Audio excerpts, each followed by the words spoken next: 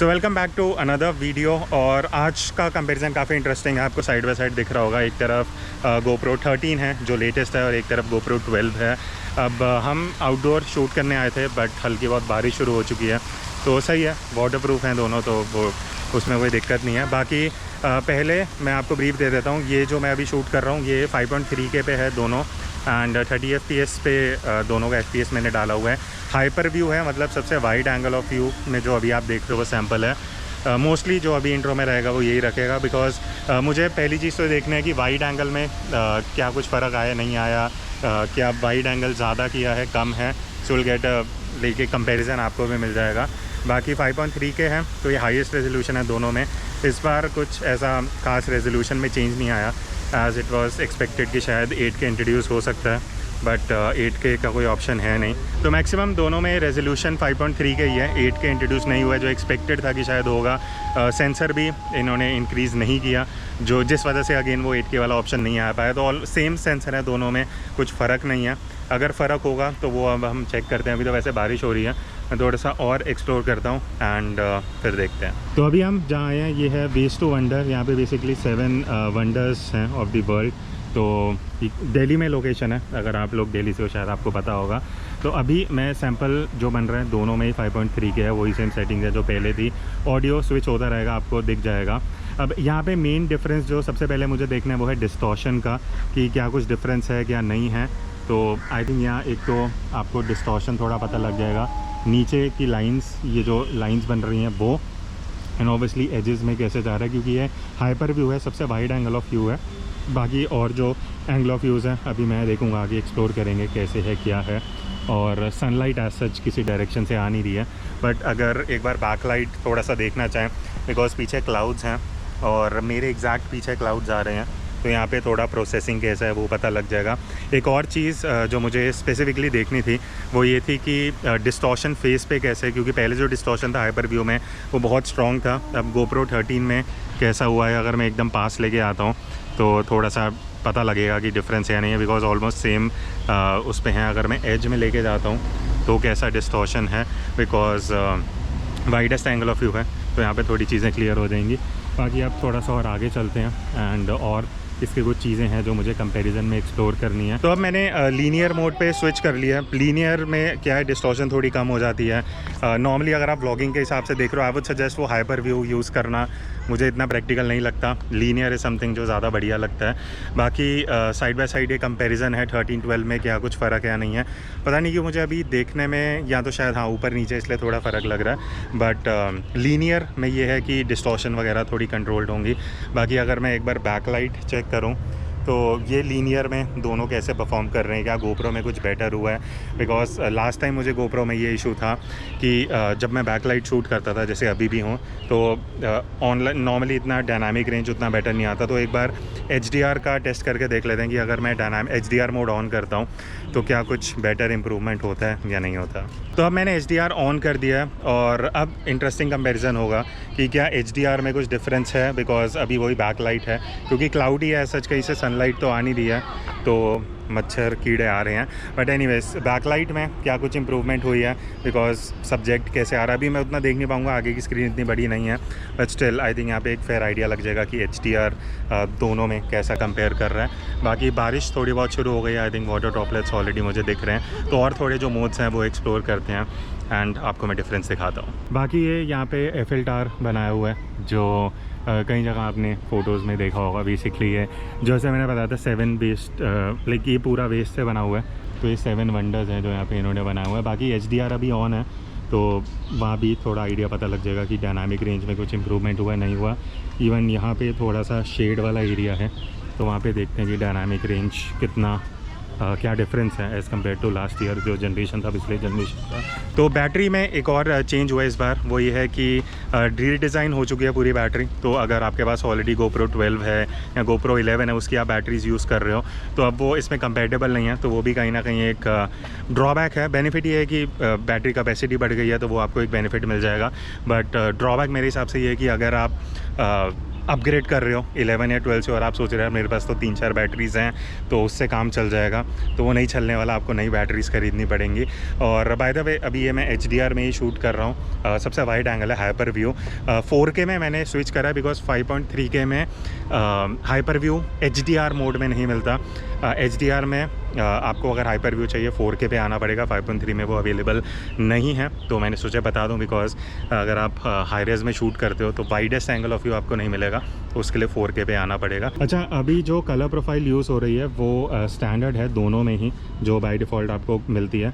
अब मैं कलर्स इसलिए भी दिखा रहा हूँ बिकॉज मुझे खुद भी देखना है कि बिकॉज यहाँ ग्रीन्स भी हैं, रेड्स भी हैं, तो एक आइडिया लग जाएगा कि क्या कलर्स वैसे ही हैं, सिमिलर हैं, किसी में क्या डिफरेंस है क्या नहीं है, तो वो आपको भी पता लग जाएगा एंड मेरे इन्फॉर्मेशन के लिए भी कहीं ना कहीं काम आ जाएगा बिकॉज यहाँ ज़्यादा ग्रीन्स और रेड्स ही हैं, तो ये एक फेयर आइडिया आपको दे देगा।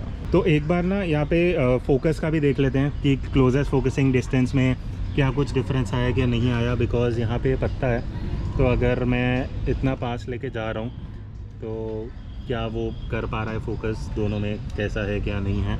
इतने डिस्टेंस पे तो आई थिंक ये ले ही रहा होगा बिकॉज इतने लाइक छोटा सेंसर है तो वो दिखा देता है डेप्थ ऑफ फील्ड, ताकि यहाँ पे एक थोड़ा आइडिया आपको भी लग जाएगा।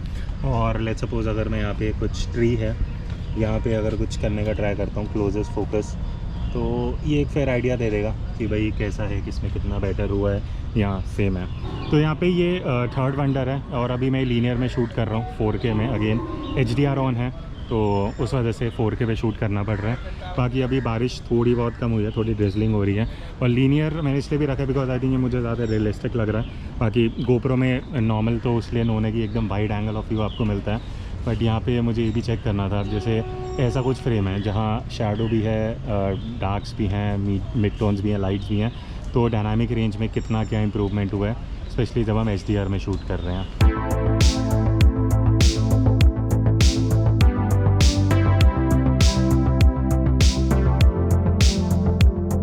तो यहाँ पे इस तरीके से बीच बीच में वो एनिमल्स वगैरह भी लगाए हुए हैं इन्होंने, तो यहाँ पे पेड़ में शेर है, बाकी बंदर वंदर ये सब भी आपको आगे रास्ते में कहीं ना कहीं दिख जाएंगे।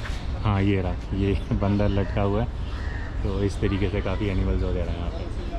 तो अब मैं लॉग में शूट कर रहा हूँ। सबसे पहला डिफरेंस जो मुझे विजिबल आंखों से दिख रहा है वो है GoPro 13 में बहुत डीसैचुरेटेड है, एंड आई थिंक ये बेटर आपको कंट्रोल देने वाला है बिकॉज GoPro 12 जो नीचे या राइट लेफ्ट जहाँ भी आप देख रहे हो, GoPro 12 मुझे ज़्यादा सैचुरेटेड लग रहा है, तो वो बाकी हम एडिटिंग में देखेंगे, बट ये straight out of camera output है लॉग का। बाकी दोनों में ही जो हाईएस्ट ऑप्शन आपको मिलता है वो 5.3K है, एंड 5.3K में हाइपर व्यू नहीं है, सुपर व्यू है, जो हाइपर व्यू से जस्ट एक स्टेप नीचे है वाइड एंगल में। बाकी और कुछ क्लिप्स लेता हूँ मैं एंड आपको दिखाता हूँ। बाय द वे 60 FPS आपको इस रेजोल्यूशन में मिलता है। बाकी अगर आप फेस कैम वीडियोस भी बनाते हो तो यहाँ पे एक आइडिया लग जाएगा कि अगर आप लॉग में शूट कर रहे हो दोनों में तो क्या डिफरेंस है। जैसे पीछे कुछ ग्रीन्स और कुछ रेड फ्लावर्स हैं यहाँ पे, तो ये हम यहाँ ऑब्वियसली कलर ग्रेड लगा देंगे तो आपको डिफरेंस पता लग जाएगा।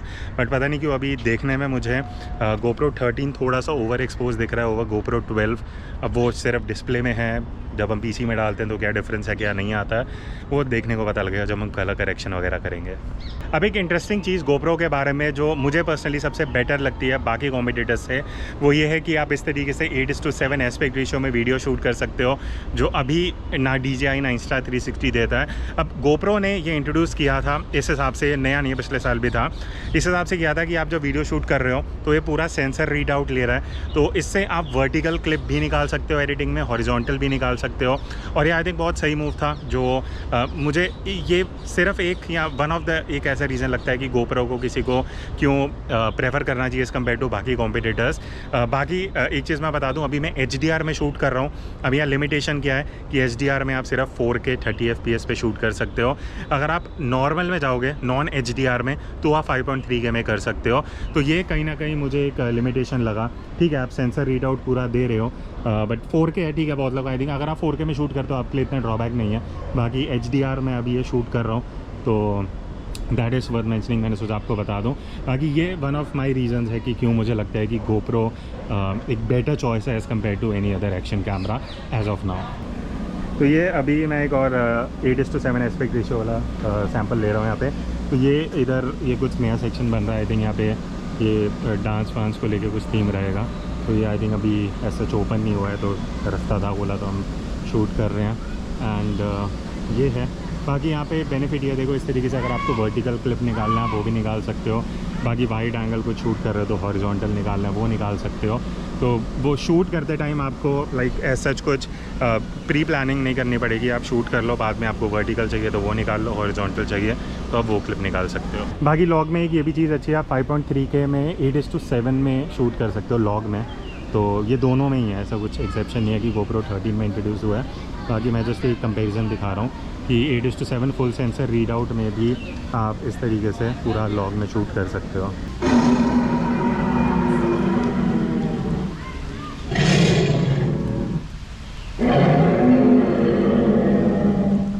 तो अभी जो आप ये आवाज़ सुन रहे थे, इसके अंदर इन्होंने ये थोड़ा ये ऑडियो और ये सब लाइट वाइट, रात को लाइट वाइट वगैरह भी जलती है, आपने कई सैम्पल्स में देखा होगा ऑलरेडी।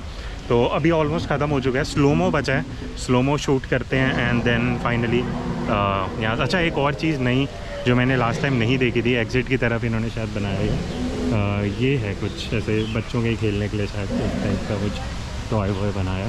तो यही है। बाकी अब थोड़ा स्लोमो के क्लिप्स लेते हैं, क्योंकि GoPro 13 में 400 FPS आया है 720p पे, तो वो मैं आपको दिखाता हूँ।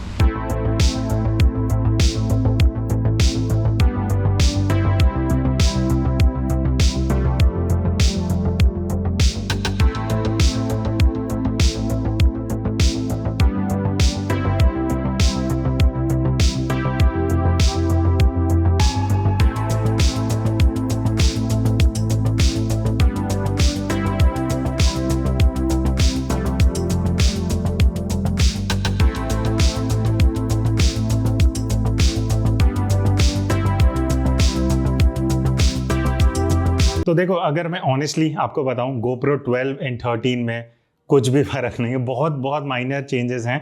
दो चीज़ें मैं हाईलाइट करना चाहूँगा। सबसे पहले लॉग में बहुत इंप्रूवमेंट है। अगर आप GoPro 12 का आपने लॉग देखा होगा, वो ना के बराबर है, बट 13 में एक्चुअली लॉग बहुत इंप्रूव किया। कलर ग्रेडिंग में बहुत ज़्यादा स्कोप है, तो अगर आप लॉग में शूट करते हो, एक बहुत बढ़िया प्लस पॉइंट ओवर GoPro 12। दूसरी चीज़ जो मुझे बेटर लगी कि 400 FPS पे आप स्लोमो शूट कर सकते हो, बट आपने देखा होगा बहुत ज़्यादा क्रॉप हो रहा है, तो वो कहीं ना कहीं आपको ध्यान रखना पड़ेगा, क्योंकि जब हम कंपैरिजन कर रहे थे बाद में हमें पता लगा कि 400 में 720p में एक तो रेजोल्यूशन कम है, ऊपर क्रॉप ज़्यादा हो रहा है, तो वो आपको ध्यान रखना पड़ेगा। इसके अलावा आई थिंक ऑलमोस्ट सिमिलर चीज़ें हैं। बाकी डिटेल्ड रिव्यू बहुत जल्दी आने वाला है, उसमें मैं बहुत अच्छे से एक एक क्लिप एनालाइज करके आपको बताऊंगा। सो स्टे ट्यून्ड, और आपको अगर कंपैरिजन चाहिए किसके साथ चाहिए वो भी बता देना। See you in the next video, तब तक take care and keep clicking.